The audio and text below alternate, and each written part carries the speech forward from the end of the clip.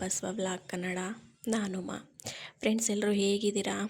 ಇದು ಬಂದು ಶುಕ್ರವಾರದ ದಿನದ ಬ್ಲಾಗು. ಸಂಜೆಯಿಂದ ಬ್ಲಾಗ್ನ ನಾನು ಶುರು ಮಾಡಿದ್ದೀನಿ. ದಯವಿಟ್ಟು ಇನ್ನೂ ಯಾರೆಲ್ಲ ಚಾನಲ್ನ ಸಬ್ಸ್ಕ್ರೈಬ್ ಮಾಡ್ಕೊಂಡಿಲ್ಲ, ಸಬ್ಸ್ಕ್ರೈಬ್ ಮಾಡ್ಕೊಳ್ಳಿ ಪ್ಲೀಸ್. ಆದಷ್ಟು ವಿಡಿಯೋನ ಕೊನೆವರೆಗೂ ನೋಡಿ. ಇನ್ ಕೇಸ್ ಈ ವಿಡಿಯೋ ಏನಾದರೂ ನಿಮಗೆ ಇಷ್ಟ ಆಯಿತು ಅಂತ ಹೇಳಿದ್ರೆ ದಯವಿಟ್ಟು ಒಂದು ಲೈಕ್ ಮಾಡಿ, ಮತ್ತು ನಿಮ್ಮ ಫ್ರೆಂಡ್ಸ್ ಆ್ಯಂಡ್ ಫ್ಯಾಮಿಲಿಗೂ ಶೇರ್ ಮಾಡಿ. ಶಾಪಿಂದ ಸ್ವಲ್ಪ ಬೇಗನೆ ಬಂದೆ, ಮನೇಲಿ ಪೂಜೆ ಮಾಡಬೇಕಿತ್ತು ಅಂತ. ಇತ್ತೀಚೆಗಂತೂ ನಾನು ಮಾರ್ನಿಂಗ್ ಟೈಮು ಪೂಜೆ ಮಾಡೋದು ಸ್ವಲ್ಪ ಕಮ್ಮಿ ಮಾಡಿದ್ದೀನಿ. ಯಾಕಂತ ಹೇಳಿದ್ರೆ ಸ್ವಲ್ಪ ನಾನು ಲಾಸ್ಟ್ ವೀಡಿಯೋದಲ್ಲೇ ಹೇಳ್ದಂಗೆ ಬೇಗ ಎದ್ದೇಳ್ತು ಅಂತ ಹೇಳಿದ್ರೆ ಸ್ವಲ್ಪ ಶೀತ ನೆಗಡಿ ಎಲ್ಲ ಸ್ಟಾರ್ಟ್ ಆಗಿಬಿಡುತ್ತೆ. ಅದಕ್ಕೆ ರೀಸನ್ನು ಕೂಡ ನಾನು ಆಲ್ರೆಡಿ ಹೇಳಿದ್ದೀನಿ. ಸೊ ಹಾಗಾಗಿ ನಾನು ಸಂಜೆ ಪೂಜೆನ ನಾನು ಮಾಡ್ಕೊಳ್ತಿದ್ದೀನಿ, ಸ್ವಲ್ಪ ಈ ಚಳಿ ಮುಗಿಲಿ ಅಂತ ಹೇಳಿಬಿಟ್ಟು. ಇನ್ನು ಶುಕ್ರವಾರ ದಿನ ಒಂದು 2 ಗಂಟೆ ಆ ಥರ ಶಾಪಿಂದ ಬಂದು ಮನೆಯೆಲ್ಲ ಒರೆಸಿ ನೀಟ್ ಮಾಡಿಕೊಂಡು ನಾನು ಸ್ವಲ್ಪ ಸ್ನಾನ ಮಾಡಿ ಪೂಜೆಗೂ ಕೂಡ ಎಲ್ಲ ರೆಡಿ ಮಾಡಿಕೊಂಡು ಇನ್ನು ದೀಪ ಹಚ್ಚು ಅಷ್ಟರಲ್ಲಿ ಸುಮಾರು ಒಂದು 6 ಗಂಟೆ ಟೈಮ್ ಆಗಿಬಿಟ್ಟಿತ್ತು. ಇನ್ನು ಶುಕ್ರವಾರ ದಿನ ನಾನು ಕಾಮಾಕ್ಷಿ ದೀಪ ಹಚ್ಚೋಣ ಅಂತ ಹೇಳ್ಬಿಟ್ಟು ರೆಡಿ ಮಾಡ್ಕೊಂಡಿದ್ದೀನಿ. ಇದು ನಾನು ಕಾಮಾಕ್ಷಿ ದೀಪ ತಗೊಂಡ್ಮೇಲೆ ಸೆಕೆಂಡ್ ಟೈಮ್ ನಾನು ದೀಪ ಹಚ್ತಿರೋದು. ಕಾಮಾಕ್ಷಿ ದೀಪ ಹಚ್ಚಿದ್ಮೇಲೆ ನನಗೆ ಒಳ್ಳೆ ರಿಸಲ್ಟೇ ಸಿಕ್ಕಿದೆ. ಅದನ್ನು ಆ್ಯಕ್ಚುಲಿ ನಮ್ಮ ಆಂಟಿ ಊರಿಂದ ತಂದುಕೊಟ್ಟಿದ್ದು. ಕಾಮಾಕ್ಷಿ ದೀಪ ಹಚ್ಚಬೇಕು ಅಂತ ಹೇಳಿದ್ರೆ ಅದಕ್ಕೆ ಅದರದ್ದೇ ಆದಂಥ ರೀತಿ ನೀತಿಗಳಿರುತ್ತೆ.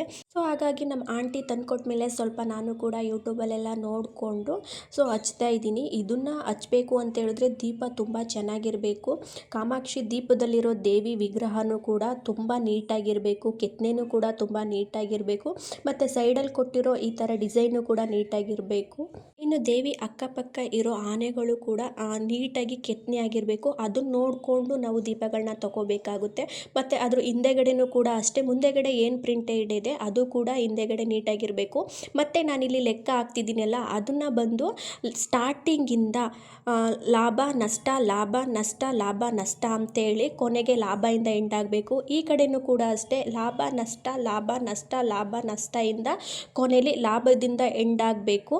ಸೊ ಈ ಥರ ಇರೋ ದೀಪನ ನಾವು ಆಯ್ಕೆ ಮಾಡಿ ಮನೇಲಿ ದೀಪ ಹಚ್ಚೋದ್ರಿಂದ ಒಳ್ಳೆ ರಿಸಲ್ಟ್ ಅನ್ನೋದು ಸಿಕ್ಕುತ್ತೆ. ಇದನ್ನು ನಾನು ಒಂದು ಯೂಟ್ಯೂಬ್ ಚಾನಲಿಂದ ನೋಡಿಕೊಂಡಿದ್ದು. ಇನ್ನು ಇದು ಕೆಳಗಡೆಗೆ ನಾನು ಒಂದು ತಾಮ್ರದ ಪ್ಲೇಟ್ ಇಟ್ಟು ಅದಕ್ಕೆ ಅರಿಶಿನ ಕುಂಕುಮ ಗಂಧದಿಂದ ಅಲಂಕಾರ ಮಾಡಿಕೊಂಡು ಅದ್ರ ಮೇಲೆ ನಾನಿಲ್ಲಿ ಸಾವಂತಿಗೆ ಹೂವನ್ನ ಹಾಕಿ ಇದು ಚಾಮುಂಡೇಶ್ವರಿ ದೇವಿ ಕೆತ್ತನೆ ಮಾಡಿರೋ 5 ರೂಪಾಯಿನ ಕಾಯಿನ ನಾನು ಇಟ್ಕೊತಿದ್ದೀನಿ. ನಂತರ ಇದಕ್ಕೆ ನಾನು ಕಾಮಾಕ್ಷಿ ದೀಪ ಇದೆಯಲ್ಲ ಅದಕ್ಕೂ ಕೂಡ ನಾನು ಅರಿಶಿನ ಕುಂಕುಮದಿಂದ ಅಲಂಕಾರ ಮಾಡ್ಕೊತಿದ್ದೀನಿ. ಇನ್ನು ಅಲಂಕಾರ ಮಾಡಿರೋ ದೀಪನ ನಾವು ಪ್ಲೇಟ್ ಮೇಲೆ ಇಡುವಾಗ ನಮ್ಮ ಒಂದು ಕಷ್ಟಗಳನ್ನ ಕೋರಿಕೆಗಳನ್ನ ತಾಯಿ ಹತ್ರ ಬೇಡಿಕೊಂಡು ಇಟ್ಕೋಬೇಕು. ಮತ್ತು ನಾನಿಲ್ಲಿ ಇದಕ್ಕೆ ಮರಳೆ ಹೂವು ಬರುತ್ತಲ್ಲ ಅದನ್ನು ಇಟ್ಟಿದ್ದೀನಿ. ಇದಕ್ಕೆ ಮಲ್ಲಿಗೆ ಹೂವು, ಮರಳೆ ಹೂವು ಈ ಥರದನ್ನ ಹೂವು ಇಡಬೇಕು. ಇದನ್ನು ಇಟ್ಟು 2 ಜೋಡಿ ಬತ್ತಿಗಳನ್ನ ನಾನು ತೊಗೊಂಡಿದ್ದೀನಿ. ಅದು ಕೂಡ ಒಂದೇ ಸಮ ಇರುವಂಥ ಬತ್ತಿನ ತೊಗೊಂಡು ಇಟ್ಟು ಇದಕ್ಕೆ ನಾನು ತುಪ್ಪನ ಹಾಕಿ ತುಪ್ಪದ ದೀಪ ಹಚ್ತಾ ಇದ್ದೀನಿ. ತುಪ್ಪದ ದೀಪ ಹಚ್ಚೋದ್ರಿಂದ ಒಳ್ಳೆ ರಿಸಲ್ಟೇ ಸಿಗುತ್ತೆ. ಇನ್ನು ಇದಕ್ಕೆ ನಾನು ತಾಂಬೂಲನ ಇಟ್ಟು ಪೂಜೆಗೂ ಕೂಡ ರೆಡಿ ಮಾಡ್ಕೊತಿದ್ದೀನಿ. ಫ್ರೆಂಡ್ಸ್, ಇದನ್ನು ನಾನು ಒಂದು 20 ಡೇಸ್ ಬ್ಯಾಕು ಮಾಡಿದ್ದೆ. ಯಾಕಂತ ಹೇಳಿದ್ರೆ ಆಂಟಿ ನನಗೆ ದೀಪ ತಂದುಕೊಟ್ಮೇಲೆ ನಾನು ಕೂಡ ಯೂಟ್ಯೂಬಲ್ಲೆಲ್ಲ ನೋಡಿಕೊಂಡು, ಯಾಕೆಂತ ಹೇಳಿದ್ರೆ ಇದಕ್ಕೆ ಇದ್ರದ್ದೇ ಆದಂಥ ವಿಧಾನಗಳಿರುತ್ತೆ. ಸುಮ್ಮನೆ ಬ್ಲೈಂಡಾಗಿ ಹಚ್ಚಿದ್ರೆ ಚೆನ್ನಾಗಿರಲ್ಲ ಅಂತ ಹೇಳ್ಬಿಟ್ಟು ನಾನು ಕೂಡ ಯೂಟ್ಯೂಬಲ್ಲೆಲ್ಲ ನೋಡಿಕೊಂಡು ಆಮೇಲೆ ಕರೆಕ್ಟಾಗಿದೆಯಾ, ಲಾಭ ನಷ್ಟ ಎಲ್ಲ ಕರೆಕ್ಟಾಗಿದೆಯಾ ಅಂತ ನೋಡಿಕೊಂಡು ದೀಪ ಹಚ್ಚಿದೆ. ಅವತ್ತು ದೀಪ ಹಚ್ಚಿದಾಗ ನನಗೆ ತುಂಬಾ ಫೈನಾನ್ಷಿಯಲಾಗಿ ಒಳ್ಳೆ ರಿಸಲ್ಟ್ ಸಿಕ್ಕಿತ್ತು. ಮತ್ತು ಮನೇಲೂ ಅಷ್ಟೇ ಪಾಸಿಟಿವ್ ವೈಬ್ಸ್ ಅನ್ನೋದು ಇತ್ತು. ಇನ್ನು ಈ ದೀಪ ಹಚ್ಚಿದ ಮೇಲೆ ಫೈನಾನ್ಷಿಯಲಾಗೂ ಅಷ್ಟೇ ತುಂಬಾ ಒಳ್ಳೆ ರಿಸಲ್ಟ್ ಸಿಕ್ತು. ಮತ್ತು ಮನೇಲೂ ಕೂಡ ಅಷ್ಟೇ, ಮತ್ತು ಯಾವುದೇ ಒಂದು ಕೆಲಸ ಕಾರ್ಯಗಳಲ್ಲೂ ಅಷ್ಟೇ ತುಂಬಾ ಪಾಸಿಟಿವ್ ಆಗೇ ಇತ್ತು. ಬಟ್ ಇದನ್ನು ಒಂದು 2 ವೀಕ್ಸಿಂದ ಮಾಡಲಿಕ್ಕೆ ಆಗದೇ ಇರೋದ್ರಿಂದ ಸ್ವಲ್ಪ ಕೆಲಸಗಳಲ್ಲಿ ಹಿಂದುಳಿದ್ವಿ ಅಂತಲೇ ಅನ್ನಿಸ್ತು. ಸೊ ಹಾಗಾಗಿ ನನಗೆ ದೀಪ ಹಚ್ಚುತ್ತಿದ್ದು ನಿಲ್ಲಿಸಿದ್ದಕ್ಕೇನಾದರೂ ಈ ಥರ ಆಯ್ತೇನೋ ಅನ್ನೋದೊಂದು ನನ್ನ ಮೈಂಡ್ ಸೆಟ್ಟಿಗೆ ಬಂದುಬಿಡ್ತು. ಸೊ ಹಾಗಾಗಿ ಇವತ್ತು ನಾನು ಅಂದರೆ ಶುಕ್ರವಾರ ದಿನ ಪೂಜೆನ ಮಾಡಿಕೊಂಡೆ. ಇನ್ನು ಕಾಮಾಕ್ಷಿ ದೀಪದ ಬಗ್ಗೆ ಹೇಳಬೇಕು ಅಂತ ಹೇಳಿದ್ರೆ ಇದನ್ನು ನಾವು ಸೋಮವಾರ ತರಬೇಕು ಮನೆಗೆ ಅಥವಾ ಗುರುವಾರ ತರಬೇಕು. ಸೋಮವಾರ ತಂತು ಅಂತ ಹೇಳಿದ್ರೆ ಮಂಗಳವಾರ ಪೂಜೆ ಮಾಡ್ಕೋಬೋದು, ಗುರುವಾರ ತಂತು ಅಂತ ಹೇಳಿದ್ರೆ ಶುಕ್ರವಾರ ಪೂಜೆ ಮಾಡ್ಕೊಳ್ಬೋದು ಅಂತ ಹೇಳ್ತಾರೆ. ನಿಜ, ಇದನ್ನೆಲ್ಲ ನಾನು ಒಂದು ಯೂಟ್ಯೂಬ್ ಚಾನಲಿಂದನೇ ನಾನು ನೋಡಿ ತಿಳ್ಕೊಂಡಿದ್ದು. ಇನ್ನು ಟೋಟಲಿ ಹೇಳಬೇಕು ಅಂತ ಹೇಳಿದ್ರೆ ನನಗೆ ಈ ದೀಪ ಹಚ್ಚಿದ್ಮೇಲೆ ಒಳ್ಳೆ ರಿಸಲ್ಟ್ ಅನ್ನೋದೇ ಸಿಕ್ತು. ಇನ್ನು ನಾನು ಹೇಳಿರೋದ್ರಲ್ಲಿ ಏನಾದರೂ ಸ್ವಲ್ಪ ಹೆಚ್ಚು ಕಮ್ಮಿ ಇತ್ತು ಅಂತ ಹೇಳಿದ್ರೆ ದಯವಿಟ್ಟು ಏನೂ ಅಂದ್ಕೋಬೇಡಿ, ಅಥವಾ ಈ ಥರ ಹಚ್ಬೋದು ಅಂತ ಇದ್ರೂ ಕೂಡ ಅದನ್ನು ನನಗೆ ಕಾಮೆಂಟಲ್ಲಿ ತಿಳಿಸಿ. ಇನ್ನು ಶುಕ್ರವಾರ ಸಂಜೆ ಒಂದು 6 ಗಂಟೆಯಿಂದನೇ ಸ್ವಲ್ಪ ಮಳೆ ಬರಲಿಕ್ಕೆ ಸ್ಟಾರ್ಟ್ ಆಯಿತು. ಅಂದರೆ ತೀರಾ ಮಳೆ ಇಲ್ಲ, ನಮ್ಮ ಏರಿಯಾದಲ್ಲಿ ಸ್ವಲ್ಪ ಸ್ವಲ್ಪ ಹನಿ ಜಾಸ್ತಿ ಸ್ವಲ್ಪ ಬಂತು. ಜಿಡಿ ಮಳೆ ಅಂತಲೇ ಹೇಳ್ಬೋದು. ಈ ಜಿಡಿ ಮಳೆಗೆ ಸ್ವಲ್ಪ ಒಂದು ಲಾಂಗ್ ಡ್ರೈವ್ ಹೋಗೋಣ ಅಂತ ಪ್ಲ್ಯಾನ್ ಮಾಡ್ಕೊಂಡ್ವಿ. ಹಾಗೆ ಪ್ಲ್ಯಾನ್ ಮಾಡಿಕೊಂಡು ಎಕ್ಸಿಬಿಷನ್ಗೆ ಹೋಗೋಣ ಅಂತ ಅಂದ್ಕೊಂಡ್ವಿ. ಇನ್ನು ಶನಿವಾರ ಭಾನುವಾರ ಜಾಸ್ತಿ ರಶ್ ಇರುತ್ತೆ, ಹೋಗ್ಲಿಕ್ಕಾಗಲ್ಲ ಅಂತ ಹೇಳ್ಬಿಟ್ಟು ಶುಕ್ರವಾರ ಸಂಜೆನೇ ಸ್ವಲ್ಪ ಶಾಪ್ನ ಬೇಗ ಕ್ಲೋಸ್ ಮಾಡ್ಕೊಂಡು ಬಂದರು ಹಸ್ಬೆಂಡು. ಸೊ ನಾವು ಕೂಡ ಹೊರಟ್ವಿ.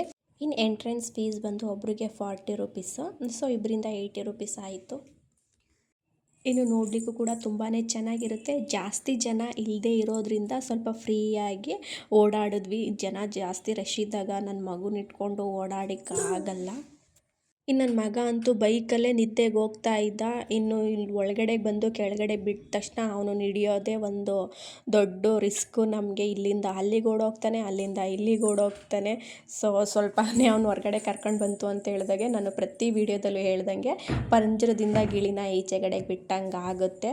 ಇನ್ನು ರೇಟ್ ವೈಸ್ ಹೇಳಬೇಕು ಅಂತ ಹೇಳಿದ್ರೆ ಸ್ವಲ್ಪ ಕಾಸ್ಟ್ಲಿನೇ.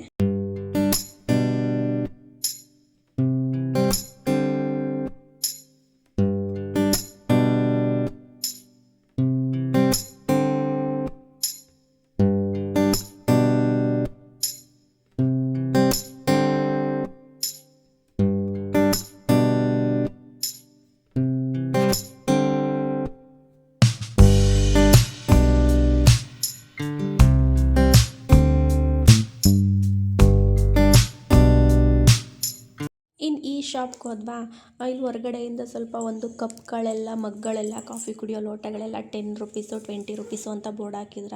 ಮೇ ಬಿ ಒಳಗಡೆ ಇರೋ ಐಟಮ್ಗಳು ಕೂಡ ಸ್ವಲ್ಪ ಇದೇ ರೇಂಜಲ್ಲಿ ಇರುತ್ತೆ ಅಂದ್ಕೊಂಡು ಹೋದೆ. ಎಂಟ್ರೆನ್ಸಲ್ಲಿ ಮಾತ್ರ ಈ ಥರ 10-20 ಇತ್ತು, ಬಟ್ ಒಳಗಡೆ ತುಂಬ ಕಾಸ್ಟ್ಲಿನೇ ಇತ್ತು. ನಿಜ ಹೇಳಬೇಕು ಅಂತ ಹೇಳಿದ್ರೆ ನಾನು ತೊಗೊಂಡಿಲ್ಲ. ನನ್ನ ಮಗನ ಹತ್ರ ಈ ಥರ ಐಟಮ್ಗಳನ್ನ ಇಡ್ಲಿಕ್ಕೂ ಆಗಲ್ಲ. ಮನೇಲೊಂದು ಚಿಕ್ಕದು ಸ್ಟೂಲ್ ಇದೆ, ಅದನ್ನ ಎತ್ಕೊಂಡು ಬರೋದು, ಅಡುಗೆ ಮನೆ ಹತ್ರ ನಿಂತ್ಕೊಂಡು ಬಿಡೋದು, ಇರೋ ಬರೋ ಪಾತ್ರೆ ಎಲ್ಲ ಕೆಳಗೆ ಎತ್ತಿ ಎತ್ತಿ ಬಿಸಾಡ್ತಾ ಇರ್ತಾನೆ. ಸೊ ಹಾಗಾಗಿ ನಾನು ಈ ಥರದ್ದು ಯಾವುದೂ ತೊಗೊಂಡಿಲ್ಲ.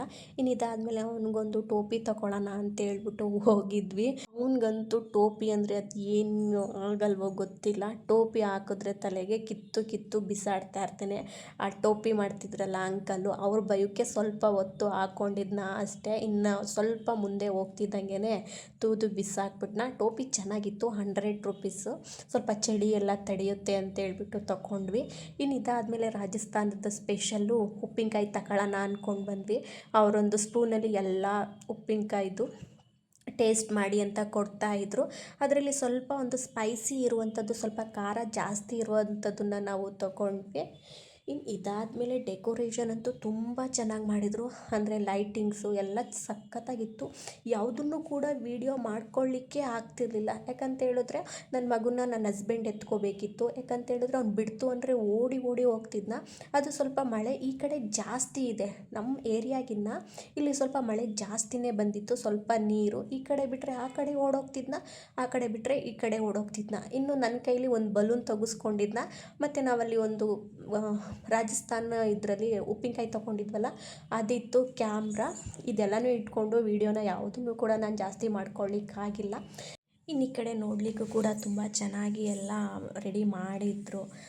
ಗೌರ್ಮೆಂಟ್ ರಿಲೇಟೆಡು, ಜನಪದ ರಿಲೇಟೆಡು ಆ ಥರ ಎಲ್ಲ ಮಾಡಿದರು. ಕಾವೇರಿ ನೀರಾವರಿ ನಿಗಮ ಆ ಥರ ಎಲ್ಲ ಚೆನ್ನಾಗಿ ಮಾಡಿದರು. ಮತ್ತು KSRTC ಬಸ್ಸು ಆ ಥರದ್ದೆಲ್ಲ ಚೆನ್ನಾಗಿ ಮಾಡಿದರು. ಹೇಳಬೇಕು ಅಂತ ಹೇಳಿದ್ರೆ ಒಂದು ಒಳ್ಳೆ ಟೈಮ್ನ ಸ್ಪೆಂಡ್ ಮಾಡಬೇಕು ಅಂತ ಹೇಳಿದ್ರೆ ಇದು ಒಳ್ಳೆ ಜಾಗ ಅಂತಲೇ ಹೇಳ್ಬೋದು.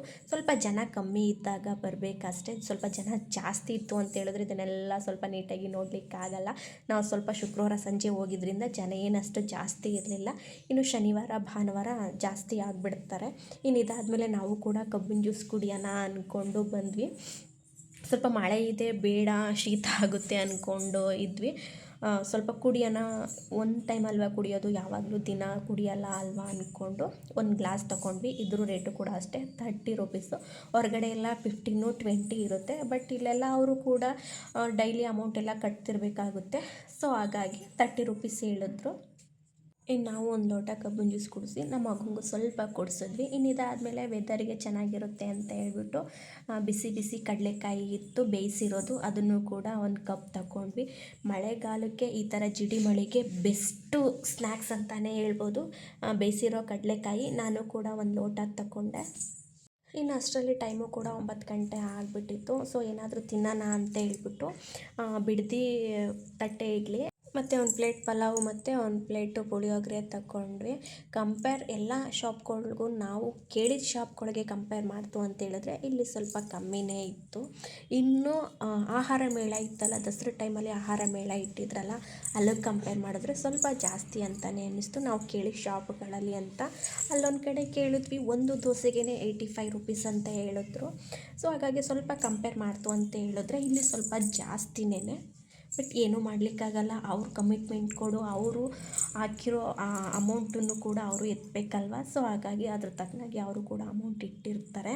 ಇನ್ನು ಇದಾದಮೇಲೆ ಅಲ್ಲೇ ಬರಬೇಕಾದ್ರೆ ಫ್ಯೂಚರ್ದು ಭವಿಷ್ಯ ಹೇಳೋ ರೋಬೋ ಇತ್ತು.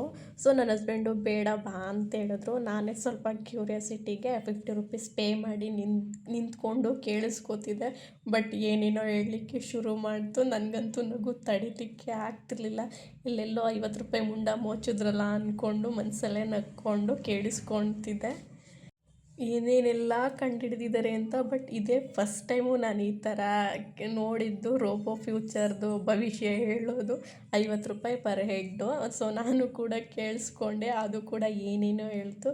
ಫ್ರೆಂಡ್ಸ್, ಇದಾಗಿತ್ತು ನನ್ನ ಶುಕ್ರವಾರದ ಸಂಜೆಯ ವ್ಲಾಗು. ದಯವಿಟ್ಟು ಇನ್ನೂ ಯಾರೆಲ್ಲ ಚಾನಲ್ನ ಸಬ್ಸ್ಕ್ರೈಬ್ ಮಾಡ್ಕೊಂಡಿಲ್ಲ ಸಬ್ಸ್ಕ್ರೈಬ್ ಮಾಡ್ಕೊಳ್ಳಿ, ಆದಷ್ಟು ಸಪೋರ್ಟ್ ಮಾಡಿ. ಈ ವಿಡಿಯೋನ ಇಲ್ಲಿಗೆ ಎಂಡ್ ಮಾಡ್ತೀನಿ.